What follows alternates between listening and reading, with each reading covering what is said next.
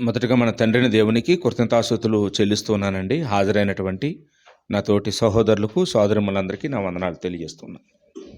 ఈరోజు మనం దేవుని సన్నిధిలో మంచి పాఠాన్ని నేర్చుకుందామండి.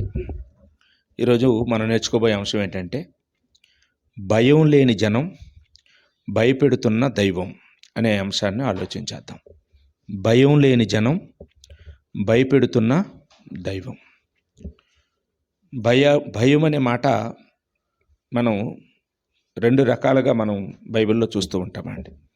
ఒకటి మానవ భయం, రెండోది దైవ భయం. మానవ భయం అనేది ఈ భూమి మీద ఉన్న మనుషులందరిలోనూ ఉంటుంది. దైవ భయం అనేది బహు కొద్ది మందిలో మనకి కనపడుతూ ఉందండి. ఎందుకో అది చాలా తక్కువగా, చాలా లోపించినట్లుగా మనం ఈ కాలంలో మనం చూడగలం. ఏమండి, మానవ భయం అంటే ఏంటి? మానవ భయం అంటే మనం చాలా సందర్భాల్లో తప్పు చేసినప్పుడు మనం భయపడుతూ ఉంటాం.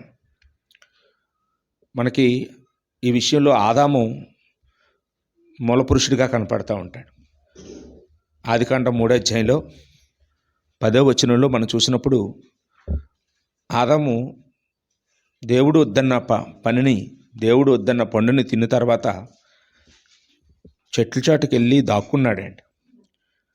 భయపడి దాక్కున్నాను అని చెప్తున్నాడు. భయం వచ్చింది. కాబట్టి మానవ భయం ఎప్పుడు ఏర్పడింది అంటే, పాపం చేసిన తర్వాత మనిషికి కలిగినటువంటి ఏమండి ఇవన్నీ కూడా ఆ పాపం వల్ల వచ్చినటువంటి ఇదన్నమాట. కాబట్టి ఇక్కడ మనం చూసినప్పుడు ఒక భయం మాత్రమే, భయం అంటే పాపం చేసిన తర్వాత వచ్చే ఇదే కాదండి. ప్రతిరోజు, ప్రతి క్షణం, ఆ రోజు నుంచి ఈ రోజు వరకు మనుషులందరం కూడా అనేక విషయాల్లో భయపడుతూ ఉన్నాం. ఏమండి, కొంతమందికి అప్పుల భయం, ఏమండి, మరి కొంతమందికి అనారోగ్య భయం. అయ్యో అనారోగ్యం వచ్చింది, నేను చనిపోతానేమోనని భయం, మరణ భయం.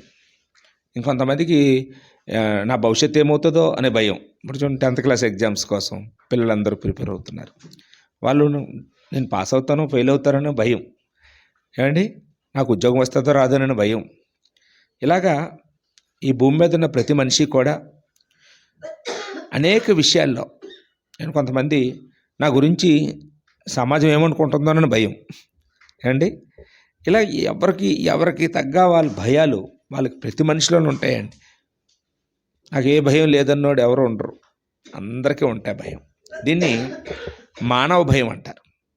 మరి దైవ భయం అంటే ఏంటి?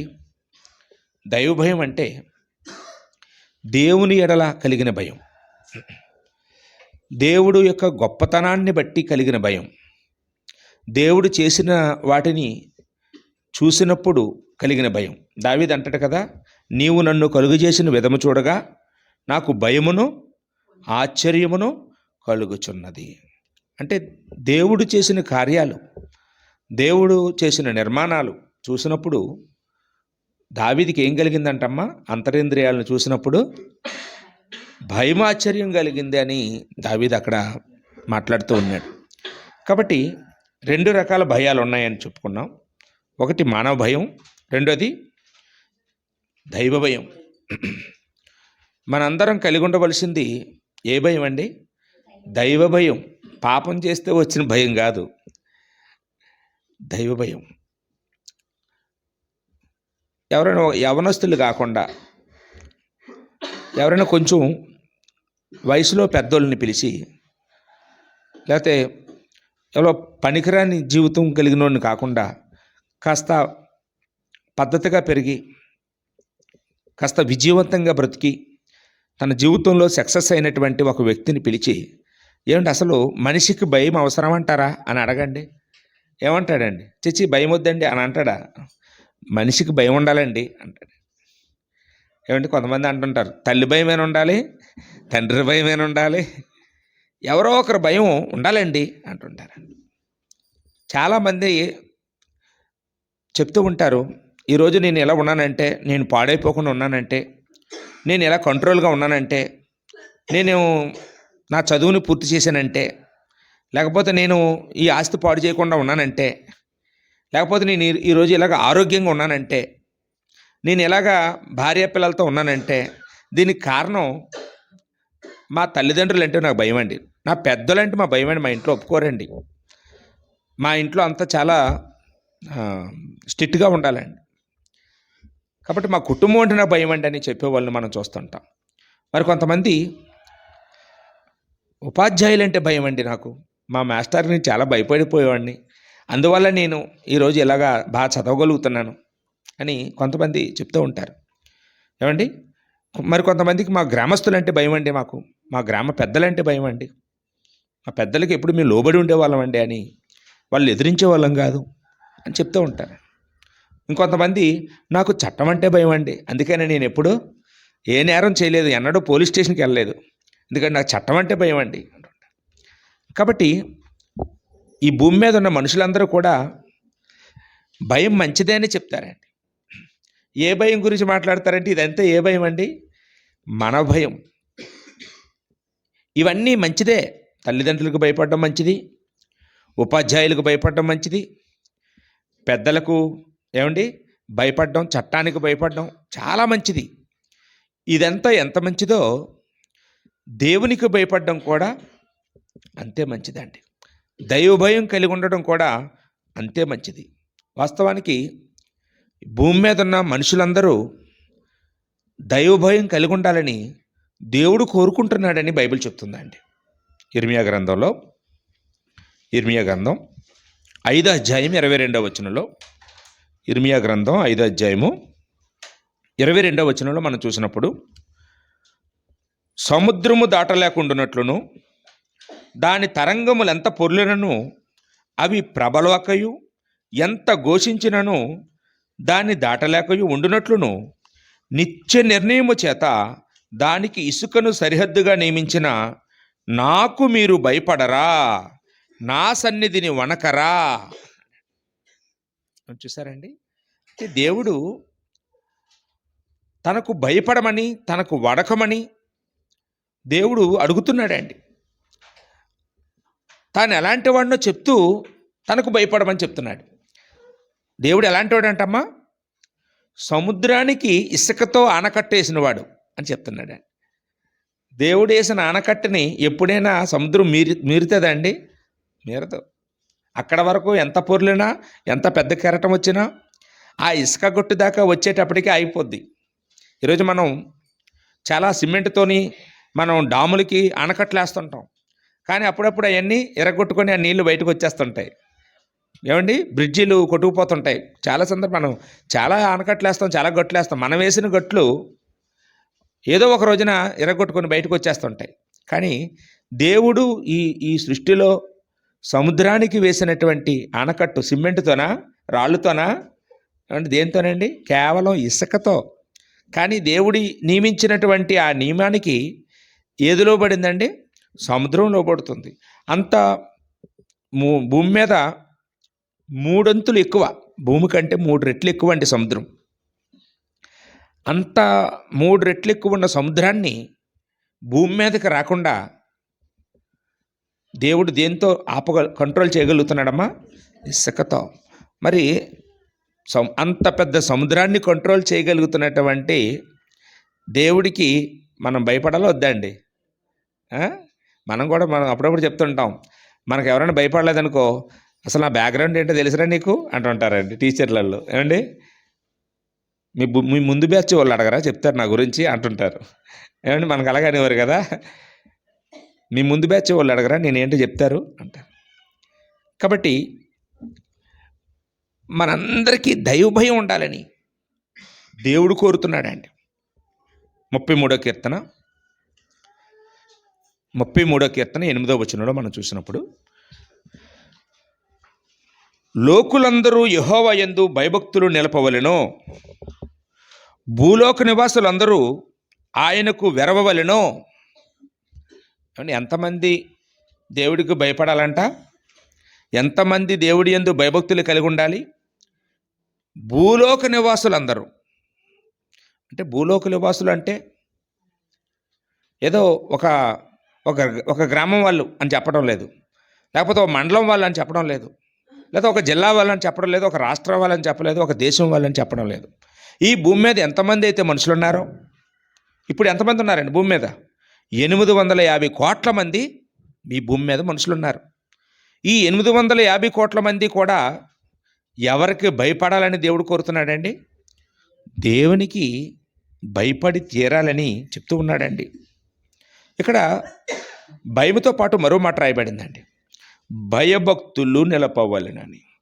ఏమండి, ఏ వ్యక్తికైతే దేవుడి పట్ల భయం ఉంటుందో ఆ భయం ఏమండి భక్తిని తీసుకొస్తుందండి, భక్తిని పుట్టిస్తుంది. భయము భక్తి అనేవి వేరు కాదు, ఈ రెండు జంట పదాలండి. చూడండి, మనం చాలా జంట పదాల గురించి వింటూ ఉంటాం. కష్టమో సుఖమో అంటుంటాం, ఏమండి, మంచి చెడు అంటుంటాం, ఇంకేమంటామండి, అన్నదమ్ములు, లాభం నష్టం, ఏమండి, సూర్యచంద్రులు, ఇలాగా కొన్ని జంట పదాలు అవి వేరు చేసి మాట్లాడడానికి కుదరదు, ఏమండి, భార్యాభర్తలు అని. అలాగా భయము భక్తి అనేది కూడా రెండు ఉంటాయండి. భక్తి ఉంటే భయం లేకుండా ఉండదు, భయం ఉంటే భక్తి లేకుండా ఉండదు. ఈ భయము భక్తి ఎందుకు? ఈ భయము భక్తి కలిసి మనకి ఏం చేస్తాయి? మనం ఎందుకు దేవుడి పట్ల భయం కలిగి ఉండాలి అంటే, బైబిల్ ఏం చెప్తుందంటే, ఏ వ్యక్తి అయితే దేవుని యందు భయభక్తులు కలిగి ఉంటాడో ఆ వ్యక్తి పాపం చేయకుండా బ్రతుకుతాడు. పాపం చేయకుండా దేవుని ఎడల ఉన్న భయభక్తులు ఆ మనిషిని ఆపుతాయి. ఏమండి, తల్లిదండ్రుల ముందు మనం ఎలాగైతే తప్పు చేయలేమో, పాపం చేయలేమో, అలాగే అన్నదమ్ముల ముందు, అక్క చెల్లెల ముందు మనం ఎలాగైతే పొరపాటు చేయలేమో, అలాగే దేవుడి యందు భయభక్తులు కలిగి ఉన్నవాడు ఎక్కడికి వెళ్ళా పాపం చేయకుండా ఉంటాడండి. అందుకని బైబిల్లో దీనికి ఒక మంచి ఎగ్జాంపుల్గా యోబు గారు కనపడతారు. యోబు గ్రంథం 1వ అధ్యాయం 1వ వచనంలో యోబు గురించి రాయబడిన మాట ఏంటంటే, అతడు యెహోవా యందు భయభక్తులు కలిగిన వాడై చెడుతనమును విసర్జించును అన్న మాట మనం చూస్తున్నామండి. కాబట్టి యోబు చెడుతనాన్ని విసర్జించాడంటే దేని బట్టి విసర్జించాడు? దేవుడి యందు భయభక్తులు కలిగి ఉన్నందువల్ల. అంటే మనం కూడా దేవుడి యందు భయభక్తులు కలిగి ఉంటే చెడుతనాన్ని విడిచిపెట్టే అవకాశం ఉందా? ఉంది. దేవుడి యందు భయభక్తులు లేకుండా మనం చెడుని జయించలేం, చెడు చేయకుండా ఆగలేం. ఏమండి, చెడు చేయకుండా మనల్ని ఎవరు ఏది కూడా నియంత్రించలేదు. అమ్మకు భయపడితే అమ్మ ముందే తప్పు చేయం, నాన్నకు భయపడితే నాన్న ముందే తప్పు చేయం. దేవుడికి భయపడితే దేవుడు సర్వంతర్యామి, ఆయన ఎక్కడికి వెళ్ళినా అక్కడ ఉంటాడు. కాబట్టి దేవుడికి మనం భయపడి ఉంటామండి. కాలేజీకి వెళ్ళినా, రేపు పొద్దున్న ఉద్యోగం వచ్చినా, పెళ్ళయిన తర్వాత అయినా, పిల్లలు పుట్టిన తర్వాత అయినా, ఏమండి, ఎక్కడున్నా, ఎక్కడికి వెళ్ళినా దైవభయం కలిగిన వ్యక్తి పాపం చేయకుండా ఉండగలుగుతాడండి. దైవభయం, భయభక్తులు ఆ వ్యక్తిని పాపం చేయకుండా ఆపుతాయని బైబిల్ చెప్తా ఉందండి. 4వ కీర్తన 4వ వచనంలో, 4వ కీర్తన 4వ వచనంలో ఈ మాట రాయబడిందండి, భయము నొంది పాపము చేయుకుడి, భయము నొంది పాపము చేయుకుడి అన్నాడండి. పాపం చేసి భయపడండి అనట్లేదు, ఏమండి, రివర్స్లో చెప్పుకుంటే అదే కదా. పాపం చేసి భయపడండి అనట్లేదు. ఆదాము అలాగే చేశాడు, పాపం చేసి భయపడ్డాడు, దాక్కున్నాడు. ఆ భయం దేవుడికి అక్కర్లేదు.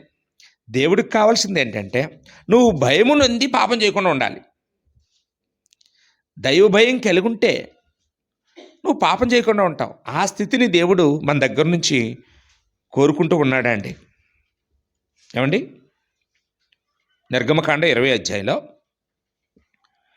నిర్గమకాండ 20వ అధ్యాయం 20వ వచనంలో, అక్కడ దేవుడు ధర్మశాస్త్రం ఇచ్చినప్పుడు, ఈ ధర్మశాస్త్రం నేను ఎందుకు ఇస్తున్నానో తెలుసా అంటూ ప్రజలకు మోషే ద్వారా చెప్పిస్తూ ఉన్నాడు. ఎందుకు ఇస్తున్నాడంట అంటే, పాపము చేయకుండానట్లు దైవ భయం కలిగి ఉండుటకు అన్నాడు. దైవ భయం కలిగి ఉండడానికి, పాపం చేయకుండానట్లు. నువ్వు పాపం చేయకుండా ఉండాలంటే దైవభయం కావాలి. దైవభయం కావాలంటే ఇదిగో ఈ ధర్మశాస్త్రం నీకు కావాలి అని చెప్తూ ఉన్నాడండి. దీన్ని వినాలి, దీన్ని చదవాలి, దీన్ని పాటించాలి అని దేవుడు వాళ్ళకి తెలియజేస్తూ ఉన్నాడండి. దీనికి బెస్ట్ ఎగ్జాంపుల్ ఎవరంటే మనకి యోసేపు కూడా ఒక ఉదాహరణగా కనపడతాడండి. అమ్మ యోసేపు ఆదికాండం 39 అధ్యాయంలో ఆయన 7వ వచనం నుంచి 12వ వచనం వరకు మనం చదివినప్పుడు పొతీఫరు భార్య ఆయన్ని మోహించి నాతో శయనించమని ఆమె బలవంతం చేసినప్పుడు ఏం చేశాడటమ్మా యోసేపు? పారిపోయాడంటండి. ఆమె దగ్గర వస్త్రాలు విడిచిపెట్టి ఆమెకు దూరంగా పారిపోయాడంటండి. ఎవరికి భయపడి పారిపోయాడు యోసేపు? అమ్మకు భయపడా, నాన్నకు భయపడా? అమ్మ నాన్న ఉన్నారా దగ్గర? అన్నదమ్ములు ఎవరైనా దగ్గర ఉన్నారా? కుటుంబం దగ్గర ఉన్నారా? సొంత దేశమా? ఏమండి, పరాయి దేశం, పరాయి భాష. అక్కడ ఆయన ఏం చేసినా ఎవరికి తెలియదు. కానీ దేవుడి యందు ఆయనకున్న భయభక్తులు ఆయన్ని పారిపోయేలా చేసాయి, పాపానికి దూరంగా పారిపోయేలాగా చేసాయండి. కాబట్టి దైవ భయం అనేది మనందరికీ అవసరం, మనకందరికీ అవసరం అనే సంగతిని ఇప్పటి వరకు ఆలోచించేసామండి. దేవునికి ఎందుకు భయపడాలి అనే మాటకి మనం ఇప్పటి వరకు సమాధానాన్ని మనం చూసామండి. ఇక రెండోదిగా మనలో ఎంతమందిమి దేవుడికి భయపడుతున్నాం? ఏమండి, ఈ ప్రశ్న చాలా అవసరమైన పని. ఒకవేళ మీరు చేతులెత్తమంది అందరూ ఎత్తుతారేమో. బైబిల్ ఏం చెప్తుందంటే ప్రస్తుతం మనం ఎవ్వరిమీ దైవభయం కలిగి లేమని బైబిల్ చెప్తుందండి. ఏమండి, యాకోబు పత్రిక 2వ అధ్యాయంలో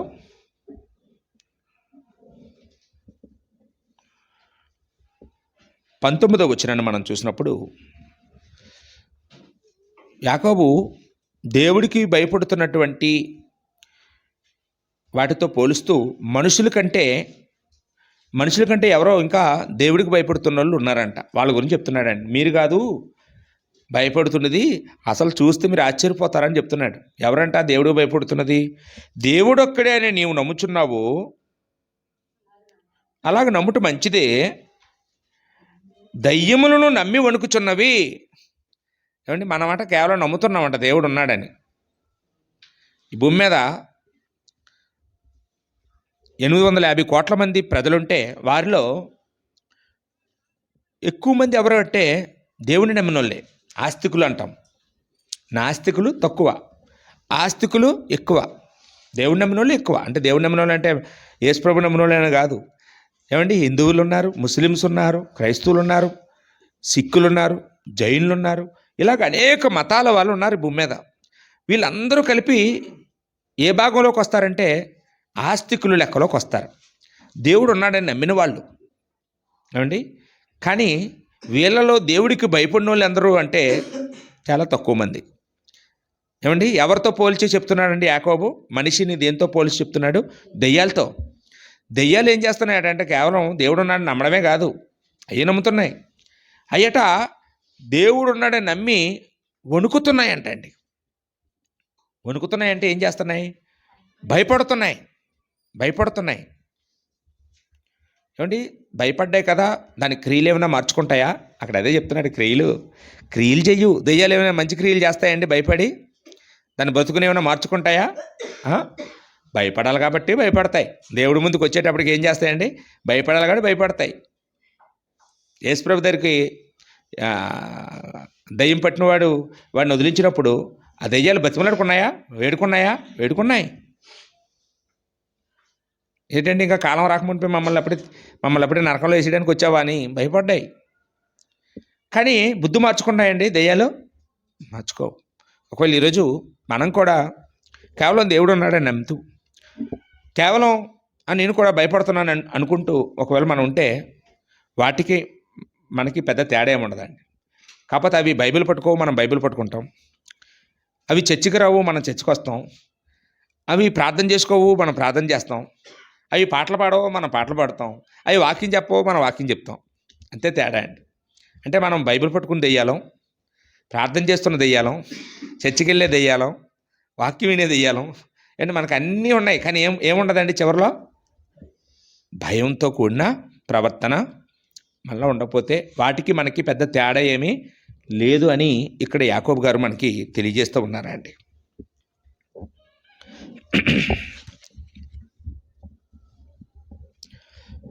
వాస్తవానికి కంటికి కనపడని దేవుడి సంగతి పక్కన పెడితే, ఈరోజు కంటికి కనపడుతున్నటువంటి మనిషి మరో మనిషికే భయపడటం లేదండి. ఏమండి చెప్పండి, ఒకసారి ఆలోచించండి. లేదండి మా పిల్లలు మాకు బాగా లోబడతారని ఎవరైనా తల్లిదండ్రులు చెప్పగలరండి? మా బాబు అండి ఎదురు చెప్పడండి, ఎన్నడూ మమ్మల్ని ఎదిరించలేదండి, ఎన్నడూ మమ్మల్ని తిట్టలేదండి, నా మీద చెయ్యెత్తలేదండి, నేను నా మాట ఎంత అంటే అంతేనండి, నాకు లోబడిపోతాడండి, నన్ను గౌరవిస్తాడండి, నేనంటే భయం అండి అని చెప్పగలిగే తల్లిదండ్రులు ఎంతమంది ఉన్నారు ఈరోజు పిల్లల గురించి? ఏమంటే ఒకసారి ఆలోచించండి. విద్య నేర్పుతున్న ఉపాధ్యాయులకు లోబడే వాళ్ళు ఎంతమంది ఉన్నారు?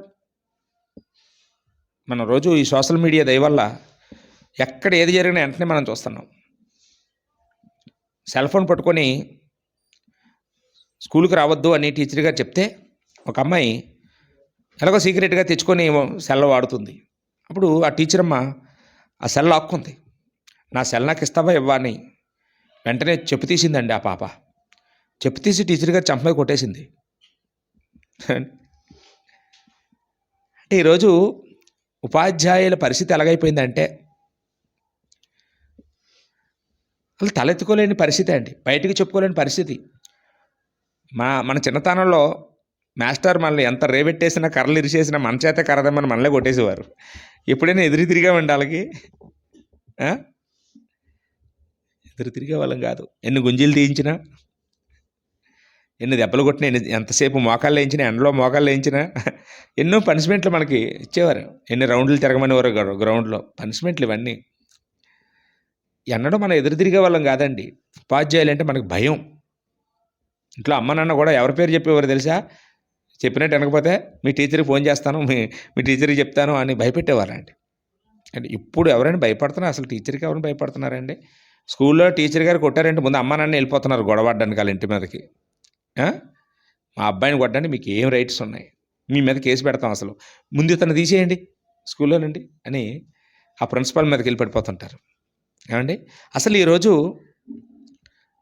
తల్లిదండ్రులు అంటే పిల్లలకి భయం లేదు, ఉపాధ్యాయుడు అంటే విద్యార్థికి భయం లేదు, చట్టం అంటే అసలు పౌరుడికి భయం లేదండి. అంటే మనం చూస్తున్నాం, చాలామంది యువకుల గురించి మనం చూస్తున్నామండి. అసలు వాడికి భయం కలగడం పక్కన పెడితే వాడిని చూస్తే మనకు భయం వేస్తుంటుంది. ఏమండి వాడి వయసు ఎంత, వాడి సంపాదించింది ఎంత, ఏమండి వాడి చేతిలోనేమో లక్షల ఖరీదు చేసే బైకు,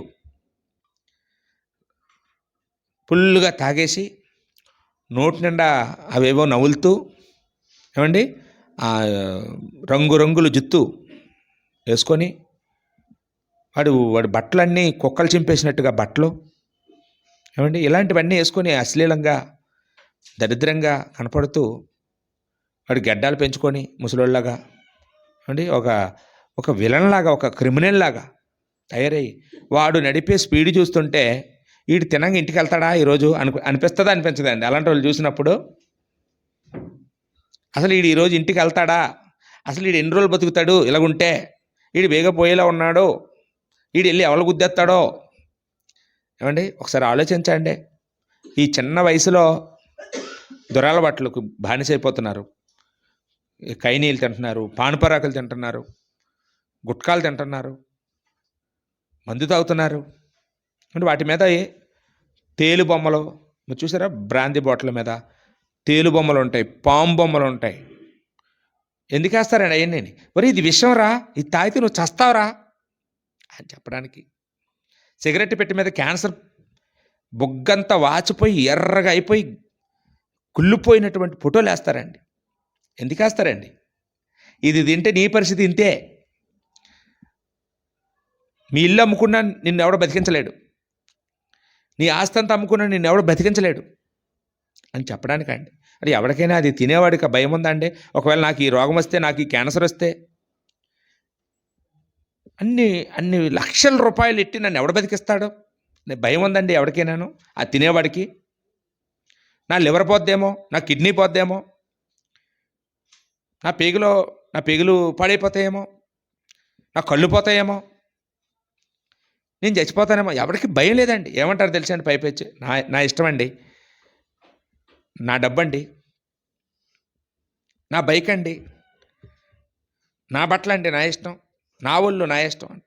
ఏమండి, బైక్ నీదన్నా ఓకే, ఇల్లు నీదన్నా ఓకే, డబ్బు నీదన్నా ఓకే, కానీ నా ఒళ్ళు అన్నావనుకో దేవుడు ఒప్పుకోడు. ఏమండి, ఈ దేహం నీదా? ఎంతెట్టు కొన్నావు? ఏంటి? ఎప్పుడు కొన్నావు? ఎక్కడ కొన్నావు? ఎవరిచ్చారు? అమ్మ నాన్న ఇచ్చారా? అమ్మ నాన్న కష్టం ఏమైనా ఉందా దేహంలో? ఏమండి, ఒకవేళ ఈ దేహమే కనుక మనుషులు సంపాదించుకున్నదైతే, ఇప్పుడు టెక్నాలజీ పరంగా ప్రపంచంలో బాగా ముందున్న అగ్రదేశం ఏదో అంటే అమెరికా ఉందండి. అమెరికాలో సాధ్యం అవ్వలేనిది ఏది లేదు, అన్నీ సాధ్యమవుతున్నాయి. ఏదైనా అక్కడి నుంచే మొదలవుతుంది అభివృద్ధి అనేది. ఏమంటే అలాంటి అమెరికా వెళ్ళి చూడండి, పోనీ అక్కడ ఏమైనా ఒక కన్ను తయారవుతుందేమో, ఒక కిడ్నీ ఏమైనా వాళ్ళు తయారు చేయగలరేమో. ఏమండి, ఒక కాలు పోతే కాలుని, చెయ్యి పోతే చెయ్యిని, గుండె పోతే గుండెని, ఏదైనా వాళ్ళు టెక్నాలజీ ఉపయోగించి సంపాదించగలరేమో చూడండి. ఎవరు సంపాదించలేరండి. ఎందుకంటే ఈ దేహం వెనుక నిర్మాణకుడు ఎవరండి? దేవుడు అని బైబిల్ చెప్తుంది. యోబు గ్రంథం 10:8 యోబు గ్రంథం 10:8 నీ హస్తములు నాకు అవయవ నిర్మాణము చేసినవి అన్నాడండి. నాకు మాంసమును, ఎముకలను, నరములను, ఏమండి, నాకు జీవాన్ని, ఇవన్నీ కలుగజేసింది ఎవరంటే నువ్వే. కాబట్టి దేవుడే మనకి అవయవ నిర్మాణం చేశాడండి. ఏ రోజు కళ్ళు చేస్తున్నాడో, ఏ రోజు చేతులు చేస్తున్నాడో, ఏ రోజు వేలు చేస్తున్నాడో, ఏ రోజు జుత్తు చేస్తున్నాడో అమ్మకి తెలిసా? పోనీ ఏమంటే మర్చిపోకండి, మా అబ్బాయికి 2 కళ్ళు పెట్టడం మర్చిపోకండి అని అమ్మ ఏమైనా చెప్తుందా? దేవుడికి గుర్తు చేస్తుందా? 5 వేలే పెట్టండి, 6 వేలు ఎట్టకండి అని అడుగుతుందా అమ్మ? దేవుడికి ఎవరు ఏం చెప్పం. దేవుడు ఏం చేస్తున్నాడమ్మా? ఈ 9 నెలల్లో కూడా తల్లి గర్భంలో మనకి అవయవ నిర్మాణం చేస్తున్నాడండి. కాబట్టి ఈ దేవుడిచ్చిన ఈ అవయవాల్ని పాడు చేసుకునే హక్కు ఈ భూమి మీద ఉన్న ఏ మనిషికి కూడా లేదు. కొరింథీయులకు రాసిన మొదటి పత్రికలో 6:19 మనం చూసినప్పుడు, కొరింథీయులకు రాసిన మొదటి పత్రిక 6:19 మీ దేహము దేవుని వలన మీకు అనుగ్రహింపబడి మీలో ఉన్న పరిశుద్ధాత్మక ఆలయమై ఉన్నదని మీరు ఎరుగురా. కాబట్టి మీ దేహం ఎలా అనుగ్రహించబడింది? ఎవరిచ్చారు మీకు? దేవుడి వలన. దేవుడిచ్చాడు. అది ఎవరి వల్ల కలిగింది కాదు. ఇందులో డాక్టర్ గొప్పతనం లేదు, అమ్మ గొప్పతనం లేదు, నాన్న గొప్పతనం లేదు, తాత గొప్పతనం లేదు, ఎవరి గొప్పతనం లేదు. అంటారు ముక్కు మేనత్తదండి, బుగ్గలు మాత్రం పెద్ద అమ్మాయి వచ్చాయి అంటే అలాగంటే వాళ్ళు మురిసిపోతుంటారు అక్కడ ఉండి పక్క నుండి. మేనమామ కాళ్ళు అంటే మేనమామ మురిసిపోతుంటాడు. ఏమండి, వీళ్ళందరూ ఈ పీకి ఒక్కొక్కరి పట్టుకొచ్చి పెట్టారా?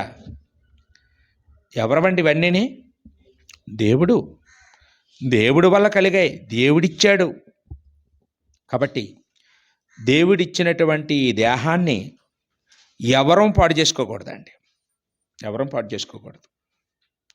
తల్లిదండ్రులకి మనం లోబడితే, మన కంటికి కనపడిన తల్లిదండ్రులకి లోబడితే, కంటికి కనపడిన దేవుడికి కూడా లోబడగలం. కంటికి కనబడుతున్న ఉపాధ్యాయులకు లోబడితే, మనకు విద్య నేర్పిన వాళ్ళకి లోబడితే, కంటికి కనపడిన దేవుడికి కూడా మనం భయపడగలం. కంటికి కనపడుతున్న పెద్దలకి, మన కంటికి కనపడుతున్నటువంటి అధికారులకి, వాళ్ళకి లోబడినప్పుడు కంటికి కనపడిన దేవుడికి కూడా లోబడగలం. అసలు వీళ్ళకే లోబడకపోతే ఇంకా దేవుడికి లోబడుతున్నాను అని చెయ్యి ఎత్తితే మాత్రం సుఖమే ఉంది చెప్పండి? అదంతా ట్రాష్, అదంతా అబద్ధం. ఇప్పుడు చెప్పండి, మనందరూ దేవుడికి లోబడుతున్నామా? దేవుడికి భయపడుతున్నామా? దేవుడి యందు భయభక్తులు కలిగి ఉంచుతున్నామా అంటే ఎక్కడండి? ఆదివారం 2 గంటలు, ఆదివారం 2 గంటలు చర్చిలో డిసిప్లిన్గా కూర్చోవడం చాలా నరకం. ఏమండి? ఎప్పుడు వదిలేస్తారా, ఎప్పుడు వెళ్ళిపోతామా మళ్ళీ లోకంలోకి అన్నట్టు. ఒక 2 గంటలు క్రమశిక్షణతో భయభక్తులు కలిగి ఉండడమే మనకి ఈరోజు కత్తి మీద సామైపోతే, బయటికి వెళ్ళిన తర్వాత మళ్ళీ వచ్చే వారం వరకు మనం ఎక్కడండి దేవుడి యందు భయభక్తులు కలిగి ఉంటున్నాం చెప్పండి? ఎక్కడండి మనకి దేవుడి భయం ఉంది చెప్పండి? దేవుడి భయం ఉన్నవాడు అమ్మకు లోబడతాడు, దేవుని భయం ఉన్నోడు నాన్నకు లోబడతాడు, దేవుడి భయం ఉన్నోడు ఏమండి అందరికీ లోబడతాడండి. సాటి మనిషికి లోబడతాడండి. మూడో పాయింట్గా దేవుడి భయం లేకపోవడానికి కారణాలేంటి అనేది చూద్దామండి. మొదటి పాయింట్ ఏం చెప్పుకున్నామండి? దేవుడి భయం ఎందుకు అని చెప్పుకున్నాం. రెండో పాయింట్ మనలో ఎంతమందికి దేవుడి భయం ఉంది అని చెప్పుకున్నాం, లేదని అర్థమైంది. మూడోదిగా దేవుడి భయం లేకపోవడానికి కారణం ఏంటి అనేది చెప్పుకుందామండి. 119వ కీర్తన 38వ వచనాన్ని మనం చూసినప్పుడు 119వ కీర్తన 38వ వచనంలో ఇలా రాయబడిందండి: నీవిచ్చిన వాక్యము మనుషులలో నీ భయము పుట్టించుచున్నది అన్నాడండి. నీవిచ్చిన వాక్యము మనుషులలో నీ భయము పుట్టించుచున్నది అంటే మనిషికి భయాన్ని, దైవ భయాన్ని పుట్టించేది ఏది అంటే దేవుడి వాక్యం. అంటే ఇప్పుడు మనకి దైవ భయం లేదు అంటే మనలో ఏం లేదు? వాక్యం లేదండి. ఒకటి, మీకు వాక్యం అందించే వాళ్ళు అందించడం లేదా? అది వాళ్ళ లోపం. రెండోది, వాక్యం అందుతున్న మనం నిర్లక్ష్యంగా ఉన్నామా? దేవుడు వాక్యం అందుతున్నా మనం గ్రహించకుండా ఉన్నామా? రెక్లెస్గా ఉన్నామా? పట్టించుకోకుండా ఉన్నామా అనేది రెండో విషయం అండి. మొదటి విషయాన్ని గురించి మనం ఆలోచన చేస్తే, ఈరోజు ఎన్ని కుటుంబాలు వాళ్ళ పిల్లలకి దేవుడి వాక్యం అందించడానికి కృషి చేస్తున్నారు. ఏం చేస్తున్నారు? దేవుడి వాక్యం మా పిల్లలకు అందాలి అని దానికోసం ఏ నిర్ణయాలు తీసుకుంటున్నారు? ఫస్ట్ ఆఫ్ ఆల్ మన కుటుంబంలో కుటుంబ ప్రార్థన చాలా కీలకమైందండి. కుటుంబ ప్రార్థన ద్వారా మన పిల్లలకి దేవుని యొక్క వాక్యాన్ని మనం ఇంజెక్ట్ చేయగలం. ప్రతిరోజు బైబిల్ చదువుకోవడం, ఏమండి? పిల్లల ముందు తల్లిదండ్రులు బైబిల్ చదవడం, పిల్లల ముందు తల్లిదండ్రులు దేవుని యొక్క వాక్యాన్ని అప్పచెప్పుకోవడం, ఇవన్నీ చూస్తూ ఉంటే పిల్లలు ఏం చేస్తారండి? వాళ్ళు అప్పచెప్తారు. రోజుకు ఒక వాక్యం అప్పచెప్తారు, లేకపోతే ఒక పేర అప్పచెప్తారు. తల్లిదండ్రులమైన మనం దేవుడి వాక్యం విషయంలో నిర్లక్ష్యంగా ఉంటే పిల్లలు నిర్లక్ష్యంగా ఉంటారండి. సువార్త కూటాలకి, బైబిల్ తరగతులకి ఏమంటే మనం వెళ్ళడానికి మనం నిర్లక్ష్యంగా ఉంటే వాళ్ళు రారండి. మనం చర్చికి రావడానికి మనం నిర్లక్ష్యంగా ఉంటే మన పిల్లలు వస్తారా అండి? ఏదో మనకి సామెత ఉంటుంది, ఆవేమో గట్టు మీద చేలో మేస్తే దూడేమో గట్టు మీద వేస్తుందా అంటారు. అలాగని అంటారండి. ఆవేమో చేలో మేస్తుంటే దూడ ఎక్కడ మేస్తుందండి? అది చేలోనే మేస్తుంది. అయ్యో నేను చేలోకి రాకూడదు, ఇది పాడు చేయకూడదు, నేను గట్టు మీదే తినాలి అనుకుంటుందా? మనకే దేవుడు వాక్యం పట్ల మనకే ఆసక్తి లేకపోతే, మనకే తీరిక లేకపోతే, మనకే ఖాళీ లేకపోతే, మనమే సమయాన్ని కేటాయించలేకపోతే, మనమే నిర్లక్ష్యంగా ఉంటే రేపు రాబోయే తరం లేదా వాళ్ళ పిల్లలు, వాళ్ళ పిల్లల పిల్లలు ఎవరికుంటా చెప్పండి? దేవుడు వాక్యం పట్ల ఆసక్తి ఎవరికుంటా చెప్పండి? దేవుడి యొక్క వాక్యం పట్ల ఆసక్తి మనకు లేకపోతే మనం ఏమైపోతాం తెలుసా అండి? భక్తిహీనం అయిపోతాం. దేవుడి యందు భయభక్తులు ఉండవు. దేవుడి యందు భయభక్తులు ఉండకపోతే ఏమైపోతామండి? పాపం చేస్తామండి. సామెతల గ్రంథంలో ఆ మాట ఉంటుంది. సామెతల గ్రంథం 16వ అధ్యాయం 6వ వచనంలో దేవుని యందు భయభక్తులు కలిగి మనుషులు చెడును విడిచిపెడతారు అని అక్కడ రాయబడింది. దేవుడి యందు భయభక్తులు కలిగి ఉంటే మనుషులు చెడు విడిచిపెడతారు. కానీ ఒకవేళ భయభక్తులు లేకపోతే ఏమైపోతామండి? చెడుని విడిచిపెట్టాం, చెడునే ఇష్టపడతాం, చెడునే చేయడానికి ప్రయత్నం చేస్తాం. ఇంకా కొత్తగా ఎలా చేయాలి, ఏమండి, మొదటిసారి చేసినప్పుడు భయపడుతుంటారు అందరూ. మొదటిసారి సిగరెట్ కాల్చినప్పుడు, మొదటిసారి తాగినప్పుడు, ఏమంటే మొదటిసారి అబద్ధం ఆడినప్పుడు, మొదటిసారి సినిమాకి వెళ్ళినప్పుడు అప్పుడు కొంచెం భయపడతారమ్మో, ఎవరైనా చూస్తారేమో, మా ఇంట్లో వాళ్ళు చెప్తారేమో అని. ఒక్కసారి దొరికిపోయాడు అనుకో, ఇంకా భయమే ఉంటుంది, ఇంకా నిండా ములుగునోటి చలేంటి, ఏమండి, కంటిన్యూ చేసేస్తాడండి. అలాగా దేవుడి యొక్క వాక్యం ఒకవేళ మనకు అందకపోతే, తల్లిదండ్రులు అందించకపోతే, తల్లిదండ్రులు చెప్పినా మనం వినకపోతే, సువార్థికులు చెప్పినా మనం వినకపోతే, ఎవరు చెప్పినా మనం మారకపోతే, నేను ఇంతే, నాకు ఇష్టం, నాకు అవ్వదండి, నాకు కుదరదండి, నాకు ఖాళీ ఉండదండి, నేను డబ్బు సంపాదించుకోవాలండి, నేను ఇల్లు కట్టుకోవాలండి, నేను పొలాలు కొనుక్కోవాలండి, బంగారం కొనుక్కోవాలండి అనుకుంటే నీకు అవన్నీ ఉంటాయి. ఏముండదు? దైవభయం ఉండదు. దైవభయం లేకపోతే నువ్వు పాపం చేస్తావు. నువ్వు పాపం చేస్తే నువ్వు నరకన పోతావు. అంతేనండి. ప్రసంగి గ్రంథం 8:11 ప్రసంగి గ్రంథం 8:11 దేవుని యందు భయభక్తులు లేకపోవడానికి కారణాలు చెప్తూ ఉన్నాడండి ఇక్కడ. ఏంటి కారణాలు అంటే, దుష్క్రియకు తగిన శిక్ష శీఘ్రముగా కలగకపోవట చూచి మనుషులు భయము విడిచి హృదయపూర్వకముగా దుష్క్రియలు చేయుదురు అండి. ఇక్కడ ఏంటమ్మా నేను చదివింది అర్థమైందా మీకు? తప్పు చేస్తే వెంటనే శిక్ష పడిపోయింది అనుకోండి, ఏమంటే ఏం చేస్తాడండి? ఇంకొకటి చేస్తాడా? చూడండి, మనకి ఏదైనా అప్పుడప్పుడు యాక్సిడెంట్ అయ్యి ఎవరైనా చనిపోవడం చూసామనుకోండి, బాబాయ్ స్పీడ్గా వెళ్ళకూడదు అనుకుంటామండి ఆ రోజుకి. ఏదైనా ఒక ప్రమాదం జరిగి ఎవరైనా ఏమైనా అమ్మో అలా చేయకూడదు అనుకుంటామండి. ఆ ఒక్కరోజుకి ఆ శ్మశానం దగ్గర ఉన్నంతసేపు ఏమండి, ఆ ఛాయలు మర్చిపోయే వరకు ఎప్పుడు ఆళ్ళలా చేయకూడదు. మనం చాలా జాగ్రత్తలు తీసుకోవాలండి అంటుంటామండి. మళ్ళీ మామూలే, బయటకు వచ్చిన తర్వాత అంత మామూలే. ఒకవేళ ఎవరికైనా పాపం చేసిన వెంటనే దేవుడు కనుక వెంటనే వాళ్ళకి శిక్ష వేసేసాడు అనుకోండి, ధర్మశాస్త్ర కాలంలో అలాగే ఉండేది అమలు. ఏమండి, తప్పు చేసిన వెంటనే పనిష్మెంట్, వెంటనే కంటికి కన్ను పంటికి పన్ను. అప్పుడు ఏం చేస్తారండి? గ్రామ సావిడి దగ్గర తీసుకొచ్చి ఆ తిరుగుబాటు చేసిన కుమారుడిని రాళ్ళతో కొట్టి చంపేస్తుంటే, ఇంకొక కుమారుడు ఎవడైనా తల్లిదండ్రుల మీద తిరుగుబాటు చేస్తాడా? చేయడు. అమ్మో, నేను కొంతకాలం బ్రతకాలి, నేను ఆనందంగా ఉండాలి, నేను సంతోషంగా ఉండాలి అంటే నేను మా అమ్మ నాన్న మీద ఎప్పుడు తిరుగుబాటు చేయకూడదు అని బుద్ధి తెచ్చుకుంటాడంట. అందుకే దేవుడు అందరిలో చేయమన్నాడు, వెంటనే చేయమన్నాడు. కానీ ఈరోజు తప్పు చేసిన వాళ్ళు బాగున్నారండి. మనం రోజు ఆ మాట అనుకుంటుంటాం. 73వ కీర్తనలో ఉన్నట్టు భక్తిహీనుల గురించి ఆసాపు రాశాడు కదండి. వాళ్ళే బాగున్నారు, వాళ్ళే అభివృద్ధి అవుతున్నారు, వాళ్ళకి ఏ రోగాలు రావట్లేదు. మంచోళ్ళకే కిడ్నీలు పాడైపోతున్నాయి, తాగినోళ్ళకి ఏమవ్వట్లేదు, కైనీళ్ళు తిన్నోడికి ఏమవ్వట్లేదు, వాళ్ళే కలిసిమెలిసి ఉంటున్నారు.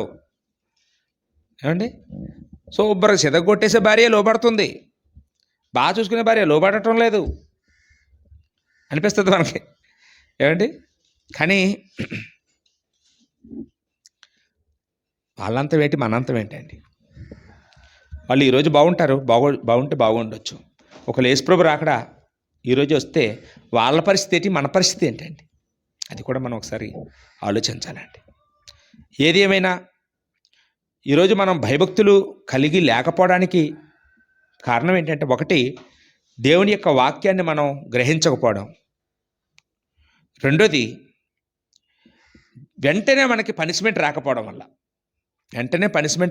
వల్ల మనం చాలా నిర్లక్ష్యంగా ఉన్నామేమోనండి. అందుకే మనకు భయం లేదు. ఏమండి, ప్రతిదీ మనం చేసే ప్రతి పనికి దేవుడికి లెక్క అప్పచెప్పాలి. దేవుడు రాసుకుంటున్నాడు. ఇప్పుడు పిల్లాడు తప్పు చేస్తే అమ్మ ఒక కర్ర తీసుకొని వెంటనే ఒక దెబ్బ కొట్టేస్తుందండి. ఆడికి ఎలాగుంటుందంటే, నిన్న కొట్టింది కదా, ఇవాళ అంతే కదా కొడుతుంది, కొడుకొని ఒక దెబ్బే కదా అనుకుంటాడండి. అందుకే దేవుడు పద్ధతి మార్చాడు. ఇప్పుడు ఏం చేస్తున్నాడంటే, ఒక్కొక్క తప్పుకి ఒక్కొక్క బెత్తం పక్కన పెడుతున్నాడు. ఇప్పుడు మన తప్పులన్నీ కలిపి ఒక 100 తప్పులు అయ్యే వరకు ఆగాడు అనుకోండి, అప్పుడు 100 బెత్తాలు. ఇప్పుడు 100 బెత్తాలతో ఒకేసారి కొడతాడు, ఏమవుతామండి? ఒక దెబ్బ అయితే పాముకుంటాం, జెండు రాసుకుంటాం, తగ్గిపోద్ది. 100 బెత్తాలతో ఒకేసారి కొడితే ఇంకా లెగిస్తావా ఏమండి? ఇంకా ఆ రోజే మన లాస్ట్ డేట్ అనమాట ఏమండి. కాబట్టి ప్రతి మనిషికి కూడా దేవుడు ఒకరోజు తీర్పు దినం ఉంది. అందరినీ లెక్క అడుగుతాడండి. ప్రతి ఒక్కరిని అడుగుతాడు. అరే ఇవాళ నన్ను ఎవడు అడగలేదు, నాకేం అవ్వలేదు అనుకుంటూ ఉంటాం మనం. వాళ్ళే బాగున్నారని మనం అనుకుంటుంటాం. కానీ అందరినీ తీర్పు తీర్చే యేసు ప్రభు తీర్పు దినాన్న మనం చేసిన ప్రతి పనికి కూడా ఏమండి లెక్క ఉంటుంది. ఏది ఎస్కేప్ అవ్వదండి. అది చిన్నదైనా పెద్దదైనా. మన దృష్టిలోనే చిన్నవి పెద్దవి, దేవుడి దృష్టిలో చిన్న పాపం అంటూ ఏముండదు. అన్నీ ఒకటేనండి. ప్రతిదానికి మనం లెక్క అప్పచెప్పి తీరాలండి. అప్పచెప్పి తీరాలి. తీర్పు దినాన్ని తప్పించుకొని పోవడానికి అవకాశం లేదు. ఈ భూమి మీద కోర్టులనా, ఈ భూమి మీద పోలీస్ స్టేషన్లనా, ఈ భూమి మీద పెద్ద మనుషులనా డబ్బుతో కొనేవచ్చు. అబద్ధ సాక్ష్యాలు క్రియేట్ చేయొచ్చు. ఈ కోర్టు కాకపోతే పై కోర్టు ఏమండి, ఇక్కడ కాకపోతే ఇంకో దగ్గర తప్పించుకుని అండర్గ్రౌండ్లో పోయి ఎక్కడైనా తప్పించుకొని పారిపోగలం. ఆ రోజు యేసు ప్రభు ఎదుటి నుండి ఎక్కడికి పారిపోలేమండి. ఖచ్చితంగా శిక్ష అనుభవించాలి. ఈ సంగతి తెలియనివాడు దేవుడి యందు భయభక్తులు లేకుండా బతుకుతున్నాడు. ఈ సంగతి అర్థమైతే ఖచ్చితంగా దేవుడి యందు భయభక్తులు కలిగి ఉంటాడండి. 10వ కీర్తన 4-5 వచనాల్లో మనం చూసినప్పుడు, దుష్టులు పొగరెక్కి యెహోవా విచారణ చేయుడని కొందరు, దేవుడు లేడని వారెల్లప్పుడూ యోచించుదురు, వారెల్లప్పుడూ భయము మానుకొని ప్రవర్తించుదురు. అని 3వ కారణం ఏం చెప్తున్నాడు అమ్మ ఇక్కడ? దేవుడు లేడనుకునే వాళ్ళంట. ఎవరమ్మా భయభక్తులు లేని వాళ్ళు? దేవుడు లేడు అనుకునేవాళ్ళు. వాళ్ళు దుష్టులు అన్నాడు, వాళ్ళు పొగరెక్కిన వాళ్ళు అన్నాడు. ఏమండి, యెహోవా విచారణ చేయడం అంటారు. ఎవడా చేసేది విచారణ? ఎవడా లేదు, ఏది లేదు, అంత అబద్ధం. దేవుడైన మాట అబద్ధం అంటారండి వాళ్ళు. మన పిల్లలకి చదువు నేర్పాలి. మనం చదువుతో పాటు దైవ భయం నేర్పాలి. ఒకవేళ దైవ భయం నేర్పకుండా చదువు మాత్రమే నేర్పితే ఏమండి, వాళ్ళకి బాగా చదువుకున్న తర్వాత పండితుడైపోయిన తర్వాత ఏమంటాడు తెలుసా అండి? దేవుడు లేడంటాడండి. ఇప్పుడు శాస్త్రవేత్తలు అందరూ బాగా చదువుకున్న వాళ్ళండి. వాళ్ళకి 100కి 100 మార్కులు వచ్చేస్తుంటాయి. ఏమండి, వాళ్ళు అన్నిట్లో పాస్ అయిపోతుంటారు. ఇంట్లో పాస్ అవ్వరండి. వాళ్ళతో అమ్మ అడ్జస్ట్ అవ్వలేదు, నాన్న అడ్జస్ట్ అవ్వలేడు, భార్య అడ్జస్ట్ అవ్వలేదు, పిల్లలు అడ్జస్ట్ అవ్వలేరు. ఎవరికి ఇవ్వవలసిన నైతిక విలువలు వాళ్ళు ఎవరు? ఎందుకంటే వాళ్ళు ఎలా బతుకుతారంటే ఒక మిషన్లా బతుకుతారండి. తింటాం, తాగుతాం, ఏమీ లేదు, పాపం లేదు, నరకం లేదు, ఏది లేదు అంటాడు. ఇప్పుడు ఎలా ఉంటాడండి ఆ మనిషి? మనకి 53వ కీర్తన చూడండి, మొదటి వచనం. 53వ కీర్తన మొదటి వచనంలో, లేకపోతే 14వ కీర్తన మొదటి వచనంలో మనం చూస్తే, దేవుడు లేడని బుద్ధిహీనులు తమ హృదయములో అనుకుందురు. అంటే వాళ్ళకి ఏం పేరు పెట్టాడమ్మా దేవుడు? బుద్ధిహీనుడు అన్నాడు. వారు చెడిపోయిన వారు, అసహ్యకార్యాలు చేయవారు, మేలు అసలు మంచి పని అంతా చేయరండి. ఏమంటే ఇప్పుడు భూమి మీద ఏదైనా ఒక మంచి పని, ఒక అన్నదానమో, ఒక వస్త్రదానమో, ఏమంటే ఒక విద్యాదానమో, ఒక రక్తదానమో ఒకవేళ ఎవరైనా చేస్తున్నారంటే ఎవరు చేస్తున్నారు? దేవుడు ఉన్నాడని నమ్మిన వాళ్ళు చేస్తున్నారా? దేవుడు లేడని నమ్మిన వాళ్ళు చేస్తున్నారా? దేవుడు ఉన్నాడన్నోళ్ళు, పోనీ మాకు కాకపోతే మా పిల్లలకైనా దేవుడు మేలు చేస్తాడు అనుకున్న వాళ్ళు కదండి దానం చేస్తున్నారు, ఎవరికైనా బిచ్చం పెడుతున్నారు.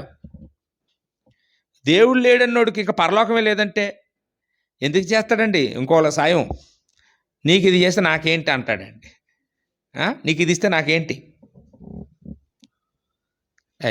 ఆ మనిషి ఎలా ఉంటాడు ఒకసారి ఒక రోబోలాగే ఉంటాడండి. రోబోలు తయారు చేసిన వాళ్ళు రోబోల్లాగే ఆలోచిస్తారు.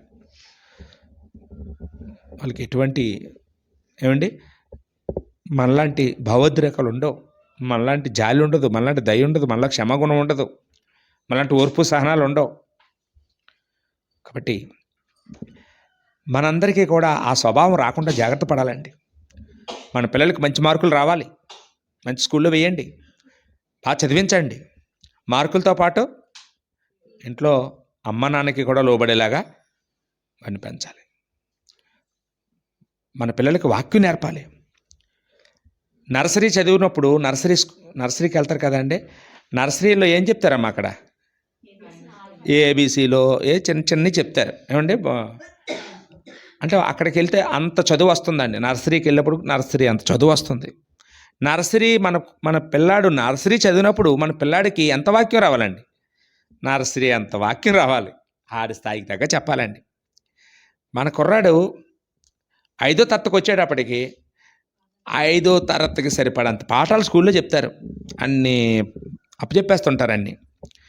అంత వాక్యం నేర్పుతామండి మనం. ఇంకా పెద్దోడు అవనివ్వండి నేర్పుతాం అంటుంటారు. ఇంకేం కాడ పెద్దోడు అవుతాడు అప్పుడు నువ్వు నేర్పుతావు. అన్నయ్య ఎప్పుడు నేర్పిందండి మోకాళ్ళు వేసి ప్రార్థన చేయడం? పాలు విడిచినప్పుడు అంట అండి. అంటే నర్సరీ కంటే ముందే అనుకుంటున్నాను అండి.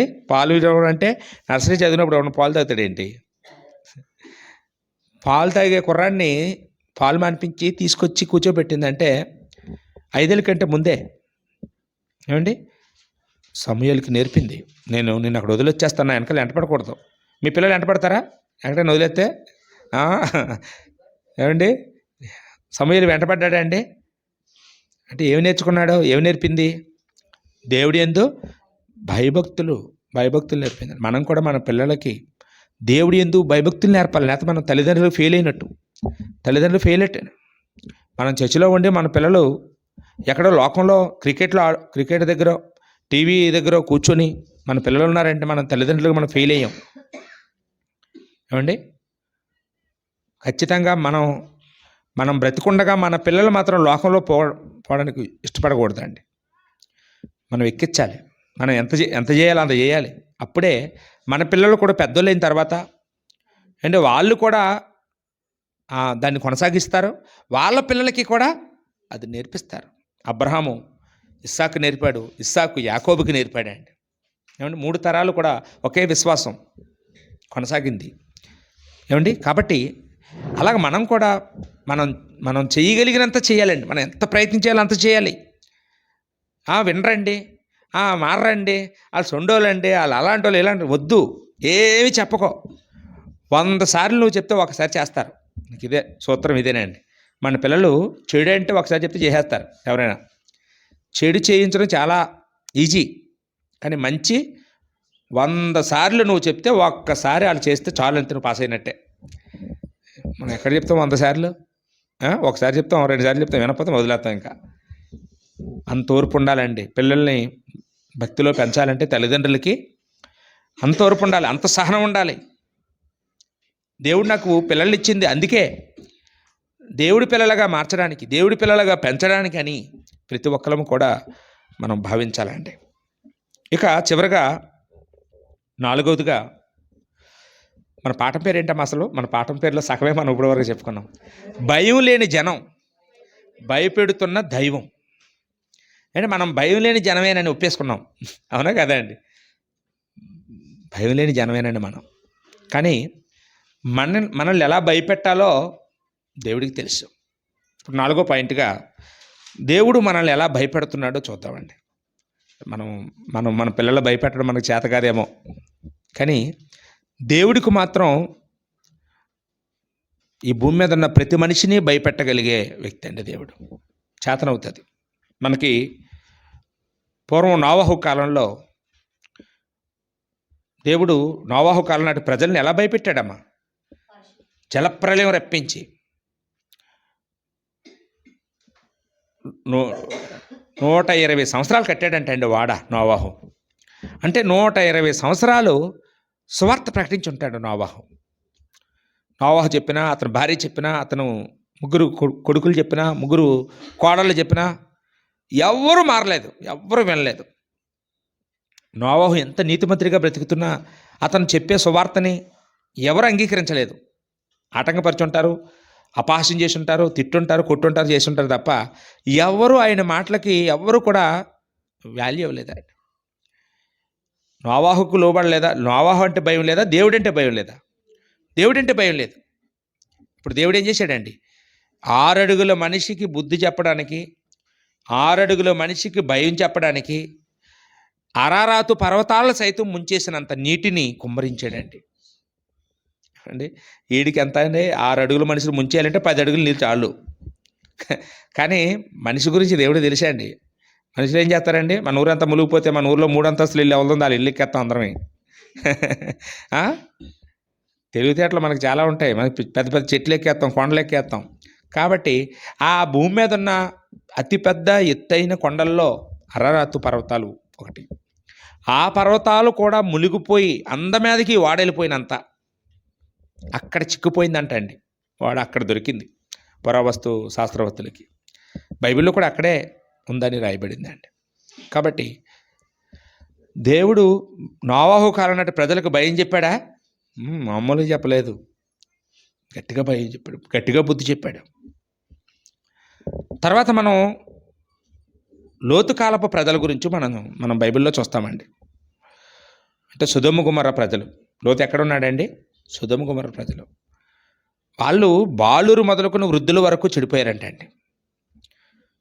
బాలురు మొదలుకొని వృద్ధుల వరకు, అంటే చిన్నపిల్లలు మొదలుకొని పెద్దోళ్ళ వరకు ఎంత చెడిపోయారంటే, మనం ఇవన్నీ చెప్తుంటాం, తాగుడు, కైనీలు, సిగరెట్లు, ఇవి చాలా చిన్నవండి. పురుషులు అవాంఛనీయమైన పాపాలు చేసే స్థాయికి దిగిపోయారు వాళ్ళు. ఎంత ఘోరం చూడండి. ఇప్పుడు మనం అలాంటివి ఇప్పుడు వింటున్నామండి. నోవాహు కాలంలోనే అది జరిగింది. అది లోతు కాలంలోనే అది ప్రారంభమైందండి. అక్కడే చూసాం. దేవుడు దాన్ని అప్పుడే ఆర్పేయాలనుకున్నాడు. ఏమండి, ఏం చేశాడమ్మా? వాళ్ళకి భయం కలుగు చేయడానికి ఏం చేశాడమ్మా? అగ్నిగంధకాలు కురిపించాడు. ఆ సొదొమ గొమొర్రా పట్టణాన్ని బోర్లించేశాడు, ఆనవాళ్ళు లేకుండా చేసేసాడు. అక్కడ ఎక్కడ ఇల్లు ఉండేది, ఎక్కడ చెట్టు ఉండేది, ఎక్కడ పుట్ట ఉండేది తెలియకుండా చేశాడండి. ఇప్పటికీ భూమి మీద ఆ సొదొమ గొమొర్రా పట్టణం నేల లేదు. అంతా మృత సముద్రంలో కలిపేసి దేవుడు దాన్ని ఆనవాళ్ళు లేకుండా చేశాడండి.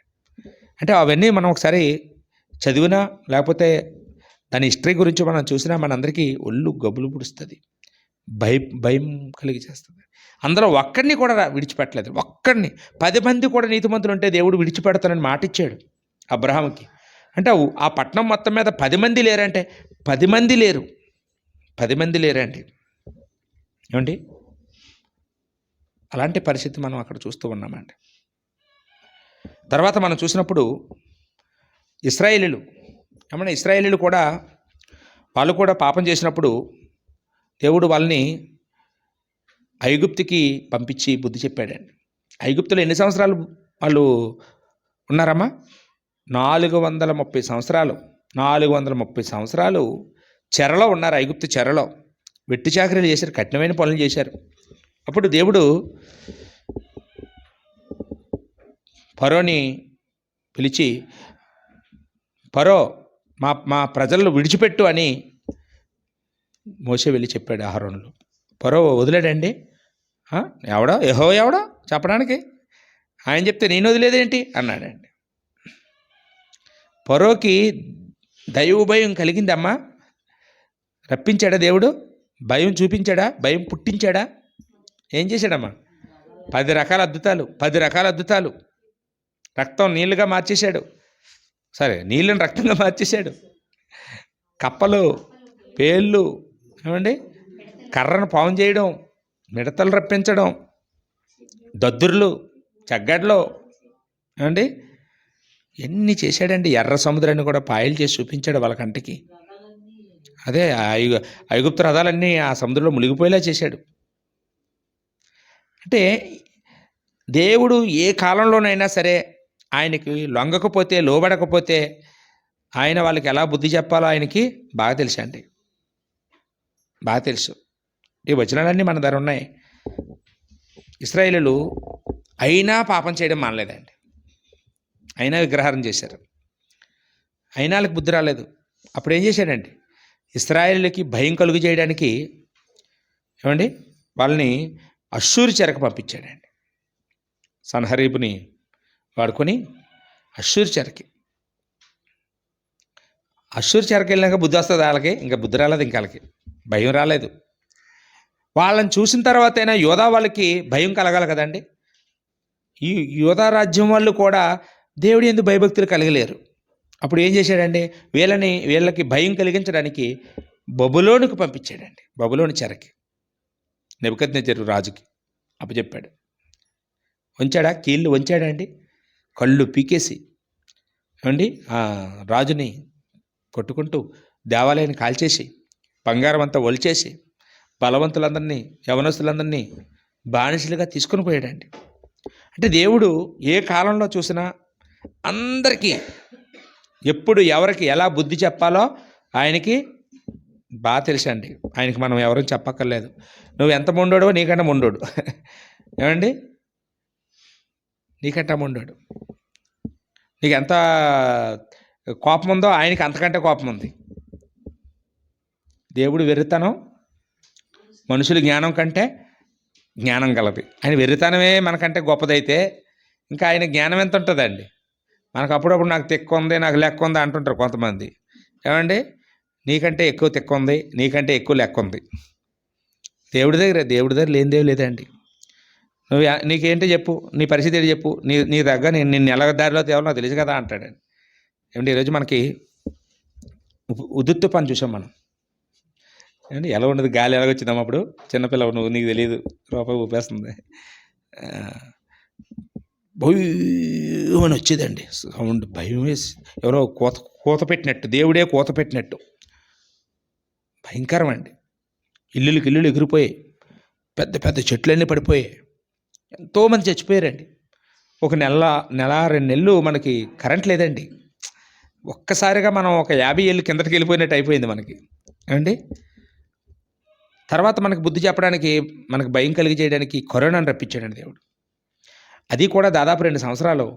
ఏమండి, లాక్డౌన్ మనకు బాగా గుర్తు. ఒక్కరోజు మనం బంద్ చేస్తేనే ఇబ్బంది పడిపోతాం. 2 సంవత్సరాలు బంద్ చేసేటండి మనకన్నీ దేవుడు. దేనికోసం అమ్మా కరోనా? దేనికోసం అమ్మ ఉదుత్ తుఫాను? భయం కోసం అండి. ఈరోజు ఎన్నో వింత రోగాలండి. ఏమండి, వైద్యం కనిపెట్టలేని రోగాలు సడన్గా ఇవాళ తెలుస్తుందండి. 1 నెల రోజులు చచ్చిపోతున్నారండి. ఆరోగ్యవంతులు బాగా ఉన్నోళ్ళే చచ్చిపోతున్నారండి, చిన్నపిల్లలు చచ్చిపోతున్నారండి.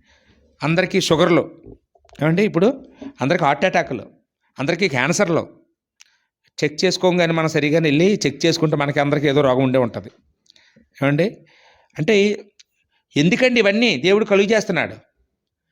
చాలామంది తిండి వల్ల అండి, తిండి మారిపోయిందండి, ఆ వాతావరణం పొల్యూషన్ అయిపోయిందండి, మన మనిషికి వ్యాయామం లేదండి, చెప్తుంటారు.